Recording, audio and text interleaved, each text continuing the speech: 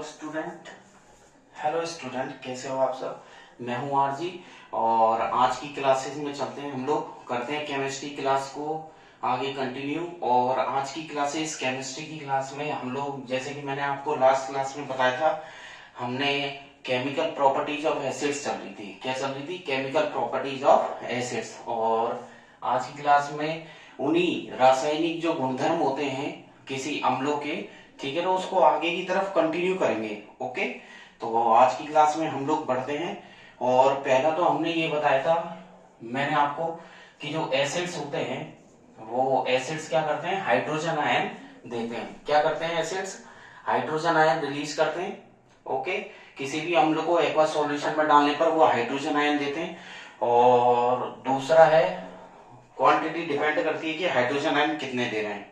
और दूसरा मैंने आपको बताया था कि जब कोई एसिड किससे रिएक्ट करता है, मेटल से, जब कोई एसिड मेटल से रिएक्ट करता है तो क्या बनाता है, मेटेलिक सॉल्ट बनता है, प्लस हाइड्रोजन गैस रिलीज होती है।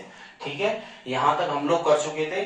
अब मैं आपको बताने वाला हूं, जो अम्ल होते हैं वो हाइड्रोजन कार्बोनेट से रिएक्ट करते हैं। जो अम्ल है वो हाइड्रोजन कार्बोनेट और मेटल कार्बोनेट या मेटल हाइड्रोजन कार्बोनेट से रिएक्ट करने पर क्या बनाएंगे। ठीक है, तो हम लोग बढ़ते हैं आगे की तरफ। तो देखिएगा, जो मेटल्स है यानी कि जो एसिड्स हैं वो यहां पर लिख देते हैं third, acids react with metal carbonate. Okay, तो मैंने यहां पर लिख दिया है acids react with metal carbonate and metal hydrogen carbonate. Understand? तो यानी कि जब एसिड्स किससे रिएक्ट करते हैं, मेटल कार्बोनेट या मेटल हाइड्रोजन कार्बोनेट से रिएक्ट करेंगे तो क्या होगा। तो देखिए, अम्लों की क्रिया अगर धातु कार्बोनेट से होगी, ठीक है, यहां पर लिख देते हैं धातु, यानी कि अम्लों की क्रिया जो धातु कार्बोनेट या धातु हाइड्रोजन कार्बोनेट से की जाएगी तो क्या होगा, यदि किसी अम्ल को, एसिड को मेटल कार्बोनेट के साथ रिएक्ट किया जाए तो भैया क्या बनेगा, CO2 गैस बनती है और वाटर भी बनता है। जैसे कि यहां पर लिख देता हूं कि यदि कोई अम्ल यानी कि एसिड्स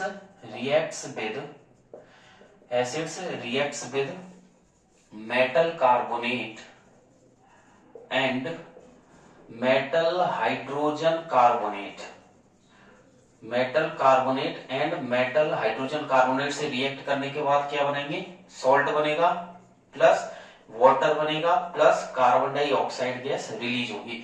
तो यानी यदि आप किसी अम्ल को हाइड्रोजन कार्बोनेट और मेटल हाइड्रोजन कार्बोनेट के साथ रिएक्ट करेंगे तो वाटर और कार्बन डाइऑक्साइड बनता है। इसके लिए आप कोई सी भी मेटल कार्बोनेट ले सकते हैं, हम CaCO3 भी ले सकते हैं। तो देखिए, अगर मैं कैल्शियम कार्बोनेट को लूं और यहां पर हाइड्रोक्लोरिक एसिड से रिएक्ट करवाऊं, कैल्शियम कार्बोनेट को लेने के बाद यहां पर हाइड्रोक्लोरिक एसिड से रिएक्ट करवाया जाए तो क्या बनेगा, ये बनेगा CaCl2 calcium chloride plus water बनेगा प्लस CO2 गैस रिलीज होगी। अंडरस्टैंड? तो ये हो गया, यहां पर लिख देंगे अपन कैल्शियम कार्बोनेट। क्या लिख देंगे, कैल्शियम कार्बोनेट। यहां पर इसके नाम जरूर मेंशन कर देना, हाइड्रोक्लोरिक एसिड या हाइड्रोजन क्लोराइड भी कर सकते हैं। यहां पर हम लोग लिख देते हैं हाइड्रोक्लोरिक एसिड। ओके, यहां पर लिख दिया मैंने हाइड्रोक्लोरिक एसिड। फिर ये जो नाम हो गया वो हो गया कैल्शियम क्लोराइड। क्या हो गया, कैल्शियम क्लोराइड। अंडरस्टैंड? ये आपके वाटर हो गया, वाटर के बाद यहां पर हो गया कार्बन डाइऑक्साइड। क्या हो गया, कार्बन डाइऑक्साइड। ठीक है, तो यानी कि कैल्शियम कार्बोनेट और हाइड्रोजन क्लोराइड, हाइड्रोक्लोरिक एसिड को आप रिएक्ट करोगे तो कैल्शियम क्लोराइड प्लस वाटर बनेगा। आप यहां पर मैंने जो लिया कैल्शियम कार्बोनेट, इसकी पहचान CO3 से हो जाएगी आपकी, तो ये हो गया आपका metal carbonate. Understand? Metal hydrogen carbonate लेना चाहो तो आप ले सकते हो NaHCO3, यानी कि NaHCO3, आप ये HCO3 हो गया हाइड्रोजन कार्बोनेट, तो बेकिंग सोडा हो गया NaHCO3, इसको रिएक्ट करवा दो आप, कोई भी एसिड ले लो, H2SO4 ले लेते हैं, सल्फ्यूरिक एसिड, तो NaCO3 को मैं H2SO4 से रिएक्ट करवाऊं, यानी कि मेटल हाइड्रोजन, ये होगी मेटल आपके, ये हो गया हाइड्रोजन, ये हो गया कार्बोनेट, इसको यदि सल्फ्यूरिक एसिड से रिएक्ट करवाया जाए तो क्या बनेगा, ये बनेगा सॉल्ट। ठीक है, सॉल्ट बनेगा Na2SO4, सोडियम सल्फेट बन गया, ओके, प्लस आपके वाटर हो ही गया, प्लस कार्बन डाइऑक्साइड गैस होगी। तो यानी कि सोडियम हाइड्रोजन कार्बोनेट को रिएक्ट करवाया गया, तो बैलेंसिंग करेंगे, यहाँ पर 2 लगा दीजिए और यहाँ पर CO2 से आगे भी 2 लगा दीजिए। क्या लगा दीजिए, यहाँ पर 2 लग जाएगा, अंडरस्टैंड। तो देखिए, सोडियम हाइड्रोजन कार्बोनेट को सल्फ्यूरिक एसिड से करवाएंगे तो sodium sulphate plus water plus carbon dioxide बनेगा। तो ये मेटल कार्बोनेट हो गया, ये आपके मेटल हाइड्रोजन कार्बोनेट, या इसका नाम हो गया सोडियम हाइड्रोजन कार्बोनेट। नाम क्या हो गया, सोडियम हाइड्रोजन कार्बोनेट। यहां पर लिख देते हैं सल्फ्यूरिक एसिड, क्या लिख देते हैं, सल्फ्यूरिक एसिड। इसका नाम sodium sulphate, understand, sodium sulphate हो गया इसका, और यहां पर वाटर हो ही गया, और ये कार्बन डाइऑक्साइड, क्या हो गया, कार्बन डाइऑक्साइड। ओके, ये आपके जो रिएक्शन है, ये अम्लों की धातु कार्बोनेट और धातु हाइड्रोजन कार्बोनेट से आपस में क्रिया से सॉल्ट, वाटर और CO2, इसमें मेन प्रोडक्ट है। अगर आपसे 1 नंबर में पूछता है तो आप याद करेंगे, एक तो क्या बनेगा, सॉल्ट, ठीक है, प्लस एक आपके वाटर प्लस CO2 बनेगी, अंडरस्टैंड। ये हो गई आपके तीसरा आपका जो एक्टिविटी तीसरी थी, जो अम्लों की क्रिया थी, है ना, उसकी रासायनिक गुणधर्म थे। तो पहला तो हाइड्रोजन आयन जो रिलीज करते हैं, दूसरा आपका हो ही गया, दूसरा मैंने आपको बताया था कि मेटल यदि किसी एसिड से रिएक्ट करेगा तो क्या देगा, ये बनाएगा, हाइड्रोजन गैस रिलीज करेगा और मेटेलिक सॉल्ट बनाएगा, अंडरस्टैंड, क्या बनेगा, मेटेलिक सॉल्ट। और अब जो चलते हैं आगे की तरफ, इस पर एक एक्टिविटी भी है मेटल हाइड्रोजन कार्बोनेट पर, जो अभी तक नहीं आई है। हो सकता है कि अब जो अपकमिंग एग्जाम है उनमें आ जाए आपके, तो अच्छे से इसको कर लीजिएगा। तो एक्टिविटी में तो कुछ नहीं करना, आपको 2 टेस्ट ट्यूब ले लिए हैं, ठीक है ना। तो CO2 गैस के लिए एक्टिविटी है इसमें, और यहां पर डाल देते हैं एक्टिविटी। तो इस पर एक एक्टिविटी कैसे है, तो यहां पर आपको लेना है एक, यहां पर मैंने टेस्ट ट्यूब ले लेता हूं, अंडरस्टैंड। इसमें से एक आपको डिलीवरी ट्यूब इस तरीके से लगानी है, यहां पर डिलीवरी ट्यूब, और यहां पर इसको पैकिंग कर देंगे, ठीक है, ये पैकिंग हो गई। और यहाँ पर कॉर्क लगा दी है, इसको यहां से इस तरीके से थोड़ा सा कर्व्ड कर देंगे, ओके। यहां पर आप इसको कर्व कर दीजिए, ये हो गया कर्व। और इसके अंदर जो लेंगे अपन सोडियम कार्बोनेट और हाइड्रोक्लोरिक एसिड, यहां पर लिख देते हैं सोडियम हाइड्रोजन कार्बोनेट, ठीक है। यहां पर मैं हाइड्रोजन कार्बोनेट ले लूं या सोडियम कार्बोनेट, आप कोई सी भी एक्टिविटी ले सकते हैं, हाइड्रोजन कार्बोनेट की करवा सकते हैं, Na2CO3, NaSCO3 भी ले सकते हैं, हाइड्रोजन कार्बोनेट या सोडियम कार्बोनेट। मैंने यहाँ सोडियम कार्बोनेट लिया है, मैं अम्ल की क्रिया किससे करवा रहा हूँ, धातु कार्बोनेट से। और यहाँ पर मैंने ले लिया हाइड्रोक्लोरिक एसिड, क्या ले लिया मैंने, हाइड्रोक्लोरिक एसिड। तो देखिए, और इसमें मैं इसको स्टैंड की हेल्प से, यहाँ पर स्टैंड की हेल्प से इसको लगा देता हूँ। यहाँ पर मैंने ये स्टैंड लगा दिया है, ओके, यहाँ पर स्टैंड लगा दिया, ठीक है, ये स्टैंड हो गया। और जब क्या होगा, प्रोडक्ट जो बनते हैं, उत्पाद जो बनेंगे, उसमें CO2 गैस बनेगी, और फलस्वरूप निकलने वाली जो CO2 गैस है उसी के परीक्षण के लिए ये प्रैक्टिकल है। तो CO2 गैस जो निकलेगी, उधर दूसरी हम ट्यूब लगा देंगे, ठीक है, और उसमें देखिएगा यहाँ पर पता क्या चलेगा कि CO2 गैस है। तो देखिएगा यहाँ पर लगा देते हैं ये टेस्ट ट्यूब, ये आपके डिलीवरी ट्यूब इसमें आई जाएगी, यहाँ पर ये डिलीवरी ट्यूब आ गई, कॉर्क इसमें रबर कॉर्क यहाँ पर लगा देते हैं, रबर कॉर्क, ये हो गया आपका rubber cork, understand, rubber cork हो गया। अब निकलने वाली CO2 गैस का परीक्षण कैसे किया जाएगा कि भाई निकलने वाली जो इससे फलस्वरूप जो बन रही है CO2 गैस, वो क्या इसी की है।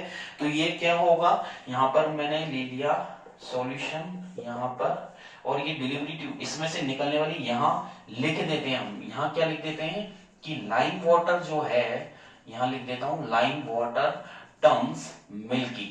क्यों लाइम वाटर का जो मिल्की होना है वो कौन सी गैस की वजह से होना है, CO2 गैस की वजह से है। तो इससे ये एनालिसिस हो जाएगा कि यहाँ पर जब धातु कार्बोनेट सोडियम कार्बोनेट की रिएक्शन हाइड्रोक्लोरिक एसिड से करवाई जाएगी तो क्या कौन सी गैस निकलेगी, CO2 गैस निकलेगी। ओके, यहां पर लिख देते हैं इसके अंदर CO2 गैस, इसका नाम लिख देते हैं डिलीवरी ट्यूब। क्या लिख देते हैं, डिलीवरी ट्यूब। ओके, ये हो गया आपका रबर कॉर्क। ठीक है, ये टेस्ट ट्यूब है, यहां पर टेस्ट ट्यूब लिख देते हैं, टेस्ट ट्यूब, और ये भी आपके टेस्ट ट्यूब है। आगे की तरफ बढ़ेंगे अपन, तो आपकी जो एसिड की है, तो एसिड की रिएक्शंस हो चुकी हैं। आगे की तरफ देखते हैं, तो आगे की तरफ हम मेटल ऑक्साइड है उसको एसिड से रिएक्ट करवाएंगे। ठीक है, तो देखिएगा जो नेक्स्ट आएगा, हम अम्लों की क्रिया किससे करवाएंगे, देखिएगा अम्लों की क्रिया हम लोग करवाएंगे यहाँ पर आपके जो एसिड है उसको अपन मेटल किससे करवाएंगे, मेटल ऑक्साइड से। ठीक है, तो यहां पर लिख देते हैं 4th number, acids react with, यहां पर लिख दिया मैंने धातुओं की क्रिया एसिड से रिएक्ट विद मेटल ऑक्साइड या मेटेलिक ऑक्साइड भी आप लिख सकते हैं। तो यानी कि धात्विक ऑक्साइड से यहां पर रिएक्शन करवाऊंगा, तो एसिड से रिएक्ट विद मेटेलिक ऑक्साइड। और जब आप मेटेलिक ऑक्साइड को एसिड से करवाओगे तो सॉल्ट और वाटर बनेगा। तो फलस्वरूप यहां पर क्या बनेगा, सॉल्ट एंड प्लस वाटर। ठीक है, एग्जाम्पल के तौर पे आप कोई सी भी ले सकते हैं। मेटेलिक ऑक्साइड ले लिए, मेटेलिक ऑक्साइड में आप CaO ले सकते हैं, कैल्शियम ऑक्साइड, कैल्शियम भी मेटल है। एसिड आप कौन सा ले, कोई सा भी ले लो, इससे कोई फर्क नहीं पड़ेगा, HCl ले लो। तो यहां पर मैं कैल्शियम ऑक्साइड की रिएक्शन HCl से करवाऊंगा। ठीक है, बैलेंस के लिए 2 आ जाएगा और यहां पर बनेगा CaCl2, ये बन गया आपके सॉल्ट, यहां लिख देता हूं मैं सॉल्ट, और ये इसका नाम है कैल्शियम क्लोराइड। क्या नाम है, कैल्शियम क्लोराइड है, प्लस साथ में बन गया आपके वाटर। तो कुल मिला के इतना सा है कि आपसे पूछे जब धात्विक ऑक्साइड की क्रिया अम्लों से करवाई जाती है तो क्या होगा, तो आप लिखेंगे जब धात्विक ऑक्साइड या जब किसी अम्ल की क्रिया धात्विक ऑक्साइड से करवाई जाती है तो परिणाम स्वरूप क्या बनता है, सॉल्ट एंड वाटर। अब वो डिपेंड करता है आप क्या लेना चाह रहे हैं। ठीक है, अगर आप लेना चाह रहे हैं कैल्शियम ऑक्साइड तो हाइड्रोक्लोरिक एसिड, तो CaCl2 कैल्शियम क्लोराइड वाटर बनेगा। और आप लेना चाह रहे हैं मैग्नीशियम ऑक्साइड और यहाँ पर H2SO4 लेना चाह रहे हैं तो क्या बनेगा, MgSO4। क्या बनेगा, MgSO4, magnesium sulphate plus water. ठीक है, मैग्नीशियम सल्फेट एंड वाटर बनेगा। अंडरस्टैंड, यहाँ पर और भी अगर आप लिखना चाहें तो यहाँ लिख देता हूं मेटेलिक ऑक्साइड प्लस एसिड, यानी कि धात्विक ऑक्साइड की करवाएंगे तो ये बनेगा metallic salt plus water. Understand, तो आज की क्लास में इतना ही। नेक्स्ट क्लास में मैं आपको क्या पढ़ाऊंगा, केमिकल प्रॉपर्टीज ऑफ बेसिस। क्या पढ़ाएंगे, केमिकल प्रॉपर्टीज ऑफ बेसिस। आज की क्लास में इतना ही करेंगे, तो बने रहिए आरजी सर के साथ। और डिस्क्रिप्शन में मैंने लिंक भी दी हुई है टेलीग्राम की, वहां पर से आप क्लिक करेंगे तो आपको टेलीग्राम पेज पे ले जाएगा, वहां भी आरजी सर का चैनल है, उसे ज्वाइन कीजिएगा और वहां पर जो क्वेश्चन है उनको रीड आउट कीजिएगा। कोई भी डाउट है आप पूछ सकते हैं। और आगे की फर्दर क्लासेस में मैं भी कुछ ऐसे आपके टॉपिक्स लेकर के आऊंगा। ठीक है, तो आज की क्लास में इतना ही। Thank you. लाइक जरूर कीजिएगा, शेयर जरूर कीजिएगा और बेल आइकन पर क्लिक करते रहें, जिससे क्या है कि जो मेरे अपडेट्स हैं न्यू वो आपको मिलते रहेंगे। ठीक है, आज की क्लास में इतना ही। Thank you, bye bye. बने रहिए आरजी सर के साथ।